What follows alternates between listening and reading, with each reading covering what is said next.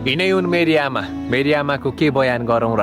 संसारकी सबैभन्दा मायाकी खानी मान्छे, संसारकी सबैभन्दा मेरो लागि प्यारी मान्छे, आफू भोकै भए पनि मलाई टन्न खिलाउने मान्छे, आफू रोएर भए पनि मलाई सधैँ हँसाउने मान्छे, मेरो हरेक दुःख सुखमा साथ दिने मान्छे, मेरो सधैँ राम्रो चाहने मान्छे, मेरा हजारौँ सपना र चाहनाका लागि आफ्ना रहर र चाहना त्याग्ने मान्छे, मेरो खुसीको लागि आफ्नो जिन्दगी नै सुम्पिने मान्छे, राम्रो अनुहार नदिए पनि राम्रो संस्कार दिएकी छन्, आफूभन्दा ठुलालाई आदर सम्मान र आफूभन्दा सानालाई माया गर्न सिकाएकी छन्, तिम्रो कारणले कसैको मन दुख्नु भएन भनेर सिकाएकी छन्, तिमीले कसैको इज्जतसँग खेल्नु भएन भनेर सिकाएकी छन्, सबैले माया र इज्जत गर्न सिकाएकी छन्। यस्तै छन् मेरी आमा, बयान गरी नसक्नु छ, मेरी आमाको बयान गर्न कुनै शब्द छैन। सबैलाई आफ्नो आमा प्यारो नै लाग्छ, सबैलाई आफ्नो आमा संसारको सबैभन्दा महत्त्वपूर्ण मान्छे लाग्छ।